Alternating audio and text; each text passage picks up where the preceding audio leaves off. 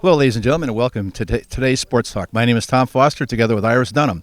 And as we travel around the town and talk to different sports, we talk to different civic leaders, as I've always said in all the shows, if you have any ideas or any comments on shows that we've done or things you'd like to see in the film in the community, please let us know. You can reach us at iris.dunham at clintonpublic.net. And one of the sports you hear about but don't get a lot of publicity is our tennis team. And with me today to talk about our tennis team and some of the things they do and the programs in town, I have with me Eric Carroll. And Eric, welcome to the show. Thank you. Thank you for having me on. I appreciate you taking the time to shed some light on some of my boys. Absolutely. Now, how long have you been coach of the team? So this is my second year of coaching. I previously had coached basketball in Norwalk for about 8 years, but tennis is a new sport. I played it, but new sport coaching-wise. We took over last year with a very young team, almost entirely sophomores, and now we're kind of progressing into they're going to be seniors next year. Great. So how many players do you have on the team? So this year is 19. Last year was 11, so we're kind of growing the program step by step. As I said, I have we're going to be a senior class next year. We had some great seniors this year, about 5 seniors who left. So next year we'll have about 14 returning players, and I'm hoping that we'll get a couple freshmen coming in to kind of fill up the ranks as younger players. Now, have you played tennis yourself all your life? You know, I came into it later. I was a 3-sport athlete. I played baseball, basketball, soccer for most of my life. A couple of my buddies were high-level tennis players. They asked me to join my sophomore year of high school. I quickly became I kind of got a hold of the sport. By my senior year, I was ranked in a doubles team. I tried out for the UConn tennis team when I was there. Didn't make it, unfortunately. But it was a sport I kind of fell in love with later in my life. I wish I had played it kind of as a freshman year. I think I would have had much more success that way. Now, are you from Clinton? No, I'm from West Hartford, Connecticut, so a little bit north of here, but I live in Chester currently, and I moved here. My wife has taught in the district for about 9 years, and she wanted to move close to this area of town, so we moved here about 3 years ago now. And what was the attraction to this area? Well, first of all, my wife was here, and she absolutely loved the smallness of the districts, and I think the school I was teaching at previously, although it was an amazing school, was 2,000 kids, and it was a lot of kids I felt can get lost in that kind of size of school. Sure. Coming here, I got to teach in a smaller district with class sizes that were much smaller. It's much more personal experience, much more family experience. I got to talk to the superintendent, I talked to the principals. It feels much more like a communal experience rather than a large kind of industrial experience in a bigger town. Well, that's great. Well, welcome. We're glad you're here. And it seems like you got the right idea going on with this program. How long has the program been in existence here at the school? I don't have an answer to. I know it was led by Mr. Zawadzki, a previous teacher in the district who did an amazing job. Zawad, excuse me. He did an amazing job with the program. They had a lot of success. He stepped down because he wanted to focus in his efforts in different areas of tennis. And at that point, I kind of picked up the reins. But it's had a pretty long legacy of successful tennis. Now let's talk about you said you had 19 kids on the team this year, correct? Yep, 19. Now, how many actually participate in the match? Okay, so on each match-by-match basis, it's 10 guys. And how are they selected? They play against each other to qualify for who's going to play in the match? So the cool thing about tennis is there's no kind of area for coaching preference. It's all qualification early in the season. So they play throughout the season. They have qualifying matches every Saturday where they can move up and down the ranks, which is a really cool experience because it's a merit based opportunity. If you want to win, you win. There's no kind of element of favoritism in that aspect. Now, you have how many? You have to rank them by seed, do you not? So you have your first seed. You have 4 singles players, and each match equals 1 point, best of 7. Okay. Each team in town. So there's 4 single seeds and 3 doubles teams. So 6 players play doubles, 4 play singles. That equals 10 guys. But each match, the cool thing about it, no matter your number 1 singles top player or your number 3 doubles, they all equally count towards a match success. So, as a coach, you need to make sure to help everyone out because, whereas in some sports, I coach basketball, you can get away with having 3 best players on the court and win. Sure. Here, you need everyone to be successful. Now, you said, number 1 seed, number 2 seeds.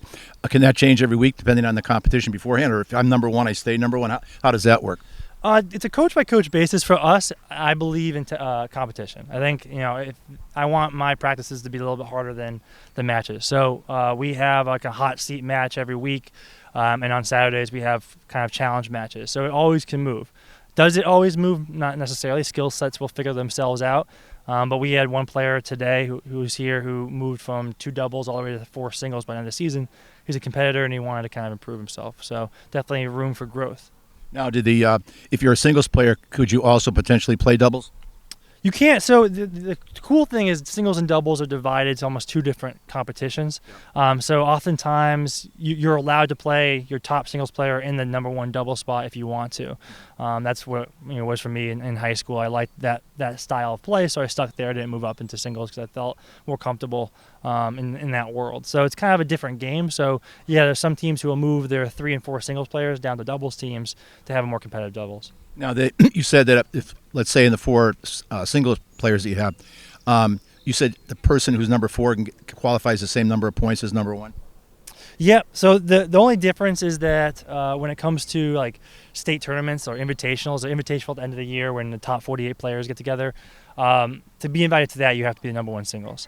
But in terms of points, in terms of match by match basis, they all matter the same. And what's cool at the end is they have a shoreline tournament, which was unique to this area, where all the number 1 and 2 players play and all the 3 and 4s play. And so there's a winner for 3 and 4 and 1 and 2. And I suggest anyone that's interested in tennis come watch it because it's a really fun 2 days of competition. I can imagine. Now, the other question I have for you is in terms of the number 1 seed, when you have a match, does the number 1 play their number 1? And if you see that they've got a really good number 1 who perhaps you might not beat, would you then potentially switch and put your number 2 player there and your number 1 goes to number 2? I wish. So tennis is a little bit different than, like I said, any other sport I coach. Basketball, they're allowed, there's gamemanship and all of that. Yeah. Tennis is kind of a gentleman's game. So it's kind of an unwritten rule. Actually, I guess it is a written rule. Your number 1 has to play number 1. So you can't kind of game the system. Coaches are quite tight on that. So we all know kind of who the best players on the conference are. Okay. And we're going to play them. And it's honestly, it's best for them, right? Because you want your player, I want my player, number 1, playing all the best players in the conference so they can be successful down the line. But you did say that you have competition every week, correct?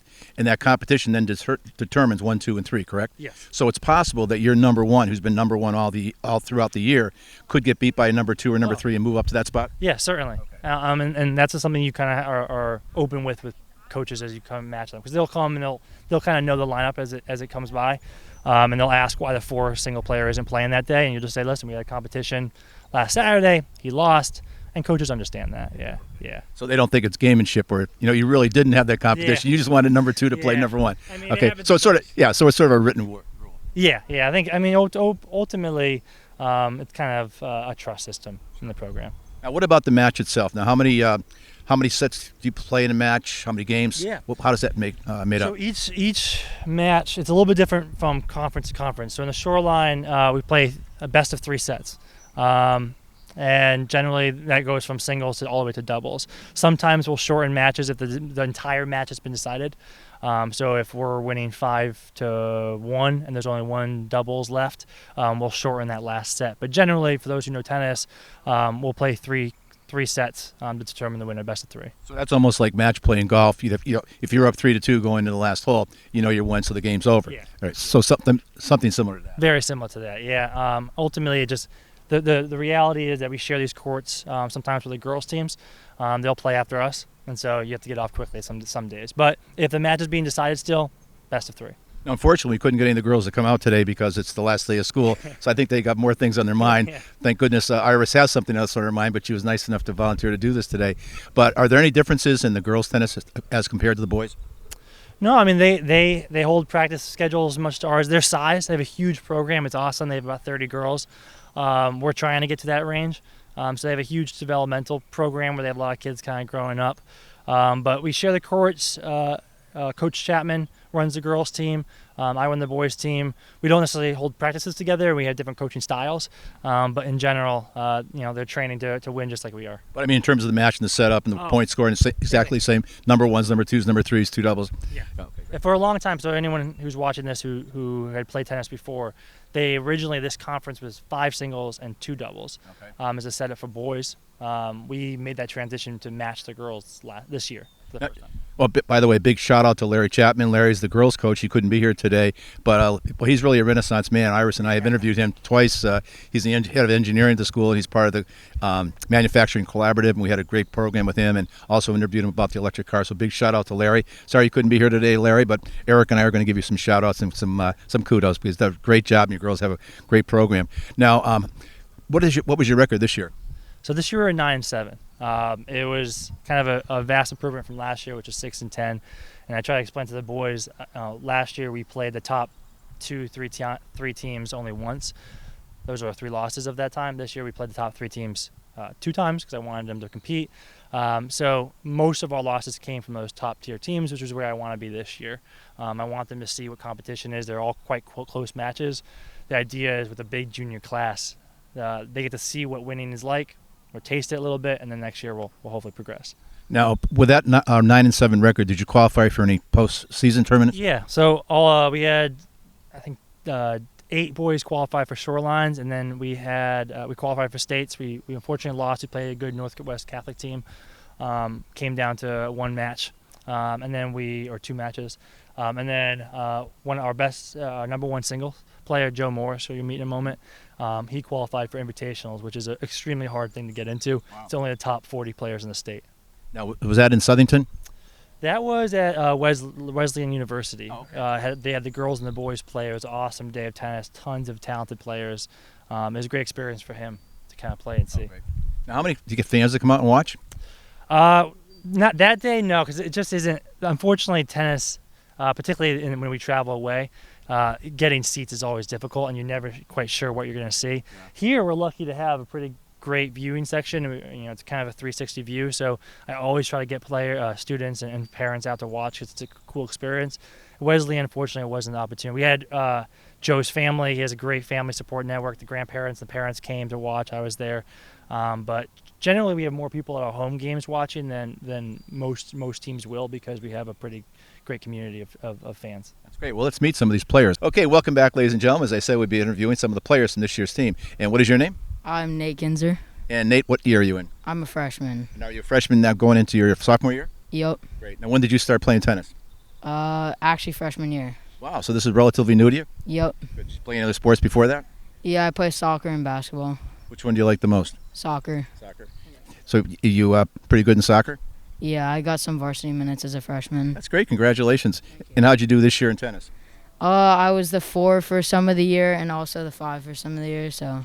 That's great. Well, you got 3 more years to become number 1, right, Nick? I do. Well, that's great. Well, listen, congratulations on your playing, and I'll be looking forward to see you sophomore, junior, senior year, right? Thank you. Okay, you're welcome. Good luck. Okay, let's bring in our next player.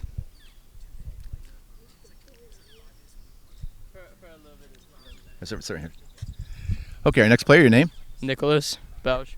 Hey, Nicholas, how are you? Good. How are you? Good, thank you. Now, when did you start playing tennis? Probably around last year. I took part of the season, did some lessons during the winter time last year. And what year are you in? I'm a junior, going to senior year. Perfect. And what got you involved in the sport? What was something that attracted you to it? I mean, my dad's always been playing tennis. He loves tennis, and my brother also played tennis, and I kind of just got into it because I played with them a lot. So. You enjoy your coach? Of course, great guy. You better say that when you're on film, right? Yeah. That's good. And so you plan on playing college tennis if you can? Oh, I mean, if you could? I don't think I could. Maybe as like a intramural or a little club thing, but I definitely like tennis as a sport. So. Now, how'd you do this year? So I played 4 and doubles, 4 for most of the year, and I think I did pretty good. Mm-hmm. Well, listen, good luck in the rest of your career here, and we'll be following you next year as a senior. Thanks. Okay, our next person coming in. Just come right over here. How you doing? Good. Good to see you. What's your name? My name's Oliver Baker. And Oliver, when did you start playing tennis? I started doing like group lessons in 4th and 5th grade, but I didn't really play much until this year. And what year are you in now? I'm a junior going into my senior year. So it looks like you're going to have a pretty good team next year, right? Yeah. You finished 9-7 this year, so that's a good start for next year, right? Yeah, definitely. And did you have any graduating seniors this year that were on the team? Yeah, we had, I believe, 5 or 6. 5 or 6. Well, that's great. It looks like you've got a good foundation. And is this something you might want to pursue in college? I might do tennis for fun. I might do some other sports, like competitively. I don't know. Now, did you play any sports here at Morgan? Yeah, I do fencing, and I also used to do golf and soccer as well. Well, I interviewed you on the fencing team. Do you remember? Yeah. Matter of fact, that video is going to be coming out shortly, so you have to tell Jim Barnett to be watching for it. Yeah. Well, listen, good luck. And I'll tell you what, I was very impressed by your fencing team and the athleticism that goes into it. I don't think people realize exactly what goes into it. Yeah. So congratulations on both sports, and we'll see you again next year. Thank you. You're welcome. Okay, our next player coming in. Joseph, how you doing? Good, thanks. And Joseph Morris, right? Yes, yes. And Joseph, you're the captain of the team? Yes, me and Toddy are the two captains. Right. Now, of course, I don't know if you realize this, but I know your grandfather very well, Joseph Gave. You want to give a shout out to your grandfather Joseph? Oh yeah, hi Papa. Thank you for coming to many of my matches this year, and it was great to see you supporting me, and thank you very much. Yeah. Joe Gay is one of the really, really kind human beings in this world. As a matter of fact, Joe's going through some medical issues right now. So, Joe, want a big shout out. I want you to know you're in my thoughts and prayers, and good luck and speedy recovery. But you're a great man, and you've got a great grandson to follow in your footsteps. Now, Joseph, what got you involved in tennis? In baseball. It was mostly my dad. He played tennis his whole life, and I started at a young age and then stopped for a little while when I played baseball, soccer, and basketball. And I started up about 3.5 years ago because of him. And then I started just taking lessons, and something just clicked inside where I really started liking the sport. Now, are you playing any other sports this year? I don't know. I think I'm just going to do tennis year round now, but I have been playing soccer for Morgan. Now, is this something you hope to pursue in college? Yes, it is. I'm going to be doing a lot of tournaments this summer and throughout the off season to help build up my USTA ranking, and then hopefully they'll help me get into some colleges. Now, you had a very good success this year. As a matter of fact, as your coach was saying, you had the privilege of being invited to the invitationals. Oh yeah, that was a really good experience. A lot of really great players there. It was pretty big wake up call for me to see what all the players in the state, what they have to offer. But it was fun. It was fun. It's a good learning experience for you, especially now you're going into a summer season. What does the summer season entail? So I'm going to be doing a lot of academy stuff and USTA tournaments, and just solid training for the upcoming season, and just getting my conditioning up, because that's a really important role in it too. Yeah. Now, how much conditioning goes into? We watch football, and all the conditioning goes in that. Matter of fact, your player was just here did fencing. I'll tell you, a lot of preparation goes in for fencing. How much of preparation do you actually go through to prepare yourself to play tennis? I do a lot of footwork drills and a lot of not really long distance sprints, but not really long distance running, but short sprints, because that's what tennis really is. You have to go quickly from one side of the court to the other, and yeah, it's kind of different style of conditioning, because tennis matches could be long or short, so it really matters how long the tennis match is to start getting you tired too. So yeah, but I do a lot of conditioning for it. That's good. And it shows, being number one. And so, were you the number one seed throughout the entire year? Yeah, I was. Yeah, I was happy about that, and I love just playing with the kids on the team, and it's fun. That's great. And how's the competition on the shoreline? It's pretty good. There's some really solid players out there, and I got beat one time in the season to a solid player. Everyone has different styles of game, and your game might work well against some and not much against others, but it's all just learning and thinking through whenever you change over sides, just thinking through what to do better the next two games. So tennis I think it's a lot like golf, because it's not really a team sport in the sense where you can pass the ball to someone else or whatnot. It's mental preparation for yourself. And you mentioned that this person's style of tennis is a little bit different than yours. Now, you obviously get to know the kids on the shoreline you're playing against, and you'll be playing against some of those same kids next year. Do you adapt your game to say, last year he beat me because his style was this, and so do you go in mentally prepare yourself to maybe play your game a little bit differently? Yeah, definitely. I know some people's games, they do something completely different than everyone else on the shoreline, so I'll be ready for that, what they specifically do, and yeah, I'll adapt to it. Usually it's just naturally adapting to what their mechanics and everything. So yeah, it's fun, and I mean everyone on the shoreline knows each other pretty well by now. Except for the freshmen coming in, but all the upperclassmen, we're all friends with each other off the court. But on the court, we get on, we play our matches, and it's always good sportsmanship. So yeah, it's fun. Well, that's great. Well, listen, thank you very much. Joe was instrumental. Joseph was instrumental in setting this up, so we appreciate that, Joseph. Shout out to your mom, Laura, and your father, Jeff, and of course your grandfather, Joe. Joe, again, my prayers are with you, my friend. Joseph, thank you so much. Good luck the rest of the season. We'll be watching next year. Okay, our next player coming in. How you doing? Doing good. How are you? Good. What's your name? Noah Burkowski. And what year are you in? I'm a junior going into senior year. Perfect. And where were you seated this year? I just started tennis this year, so I was Great. pretty low. But You enjoyed it. yeah, it was a lot of fun this year. And is it fun watching someone like Joseph, who was the number 1 seed and got invited to the Invitational, watching him and sort of try and develop your techniques based upon some of the pointers that he uses and he teaches you? Yeah, it's really impressive. Like, he was the first person that taught me how to do a proper forehand, so it's a lot of fun seeing like a stronger player go against other strong players. And do you find there's a camaraderie amongst your teammates where you say, if I was you, I might try this and something like that, where you actually work together, not necessarily as a team on the court, but teams off the court, giving you ideas as how to better improve your game? Yeah, it's definitely a team sport, and we all work together like every day. It's a lot of fun. That's great. Well, listen, congratulations on a good season, and we'll look forward to seeing you next year in your senior year. Yeah, thank you. Okay, you're welcome. Okay, our next player coming in. Got the best hair in the shoreline. That's awesome, man. Could I borrow for a weekend sometime? And what is your name? Steven What's your last name, Stephen? Kinzer. And Stephen, how long have you been playing tennis? About 2 or 3 years now. 2 or 3 years. And what got you involved in tennis? What was the thing that attracted you to tennis? So I tried it out at like Camp Hazen during like a summer camp or something like that, and I really enjoyed it. So I wanted to play in high school, and now I'm here. And how did you do the season? I was like half and half. So, Where were you seated? the 2. Number 2, great. And so you're seated number 2 in the singles. Yep. Okay. Now, do you ever play doubles? No, I wish I could, but my coach won't let me. He wants to keep you in that number 2 position. Now, he was saying that the coach is saying that you have competition every week to see whether those seedings will change. Did you ever beat Joseph? I've beaten him a game, but I've never gotten close because he's pretty good. I got to give that to him. He's pretty good. So you wouldn't move up to be number 1 this year at all? No, I wish I could, but I don't know if that'll happen. He gave us number 2, right? Yeah. Is he hurts? Yeah. Looks like you're a pretty good volleyball player. I saw you down on the beach playing volleyball. You like that too? Yeah. It's a fun sport. And I'll tell you, it's something to get you, worked up for tennis. And what kind of exercise do you do to get ready for tennis? Normally, I just do soccer in the fall, and then I work out during the winter, so that just helps me prepare for the spring. Now, do you play any other sports? Yeah, soccer in the fall, and that's it. Good. And what's the difference, from a mind perspective? Soccer, you're playing as a team. You're actually on the place at the same time in the field. Where here, you're sort of mentally, it's all you. How do you prepare yourself differently mentally? Yeah.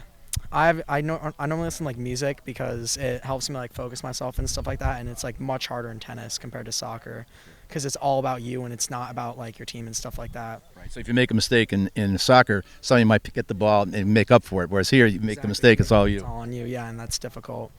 And I've been trying to control my anger, and I've been doing a little bit better, thankfully. That's good.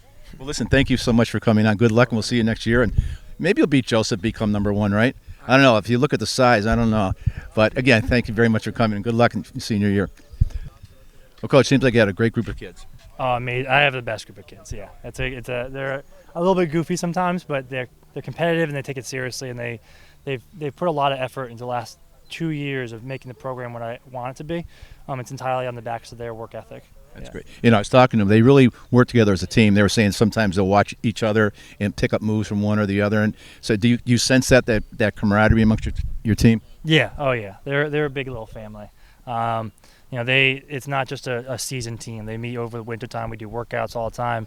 And if you get one of them, you get 6 of them. They're best friends off the court, which can make for a heated competition on the court. But generally, they're just a bunch of great guys. Oh, that's great. Yeah. And the other thing that they were saying is Joseph was saying that when he's playing a player, there's certain moves that one player does that he hasn't prepared for.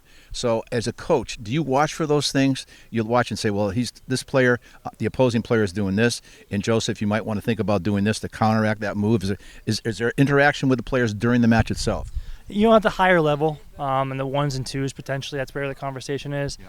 I find more in my 3-4 singles, my doubles, a lot of it's them still working on their own game and focusing on certain aspects. But yeah, in the higher level tennis, there is kind of expectation of coaches, and different coaches have different theories on this, but expectation that the more you're able to focus on your opponent, the less you're thinking about the shot you just missed. And so as a coach, you kind of realize there is an element of skill and kind of IQ that goes into it, which I'm learning about.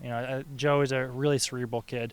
Really, all my tennis players are, and so we do a lot of watching film, not ourselves, but professional, and we'll have conversations about it. oftentimes Joe sees it before I do. We'll meet up between a match, and he already has everything logged in. That's great. Now, do you actually interact with the students while they're playing? I mean, how do you do that? Yeah, so there's a rule on it. Again, another thing different than basketball. Basketball, you're yelling them up and down the court. You give them immediate, advice. In tennis, every time they switch sides, so which is every 3 games, you can meet with them, which can be frustrating because you can't really cheer them on too much. You can't tell them if they're making the same mistake over and over again. You can't yell at them. If their energy's low, you can't kind of be that energy force. You have to just kind of have patience, but it is the sport that how tennis is. In the professional ranks, they don't have any coaching allowed. They can't even look at them really too much. So it's understandable. Now, what about the off season? What do they do? Do you do anything with them during the off season? Yeah, so I think I kind of joked with the football team. We were the first ones in the locker room this year in the wintertime. We had signed it out every Tuesday and Tuesday. Next year, we'll probably do Tuesdays and Thursdays. I'm a big believer that tennis is a sport like any other sport. If their football team's going to train, we're going to train harder. And so we get the guys in the gym. You'll see, the guys who came over last season bulked up a little bit. They're better athletes in the court. And at the end of the day, when it hits the third set, I can kind of tell them that they're prepared for it, which they usually are. That's great. Now, what about a feeder system? Do you work with the younger kids and middle school and whatnot as a feeder program? So there isn't one yet, and that's the biggest thing that I hope to kind of achieve in my tenure. You can't be successful. You look at the Madisons of the world who've been really successful in tennis world. They have a really nice feeder system. By the time players get to high school, the game has been set.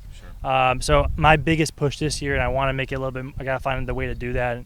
And I'm obviously open to any ideas for anyone that knows, is creating a system where I can get middle schoolers, elementary school kids. I have a dream of getting these guys to be counselors and kind of getting some young kids in there, because I think tennis can be a hub in Clinton. We have the athletes for it.